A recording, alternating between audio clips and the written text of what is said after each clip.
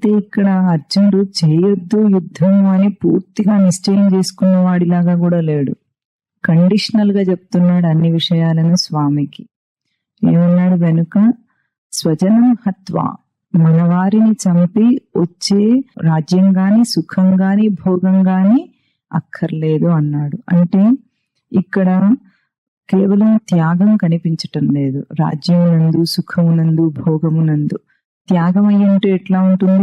అవి నిస్సారమైనవని గుర్తించిన వాడు ఇట్లా కన్ఫ్యూజన్ స్టేట్ లో ఉండడు, వదిలేస్తాడు ఇంకంతే వద్దని. ఇక్కడ ఎట్లా ఉంది? తన వారిని చంపితే వచ్చే రాజ్యం వద్దంటున్నాడు, తన వారిని చంపితే వచ్చే సుఖం వద్దంటున్నాడు, తన వారిని చంపితే వచ్చే భోగం వద్దంటున్నాడు. అంటే పూర్తిగా నిశ్చయం చేసుకోలేని స్థితిలో ఉన్నాడు అనేది ఒక అంశం. ఇంకొక అంశం ఏమిటంటే స్వామి దృష్టికి అర్జునుడి దృష్టికి చాలా భేదం కనిపిస్తోంది అక్కడ. అర్జునుడిదేమో లౌకిక భౌతిక దృష్టితో ఆలోచిస్తున్నట్లుగా ఉన్న ప్రశ్నలు ఉన్నాయి.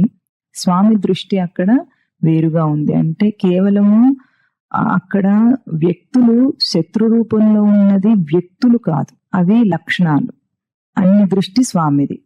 అర్జునుడేమో వాటిని ఒక మనిషిలాగా చూస్తున్నాడు, వ్యక్తుల్లాగా చూస్తున్నాడు. ఎందుకు ఈ భేదం వస్తుందంటే ఎప్పుడైనా సరే మనిషి ఎదుటిదాన్ని గుర్తించటంలో, ఎదుటి వారిని గుర్తించటంలో ఎప్పుడు భేదం వస్తుంది? తనను సరిగ్గా గుర్తించుకోకపోతే ఎదుటి వారిని తప్పుగా అనుకుంటాడు.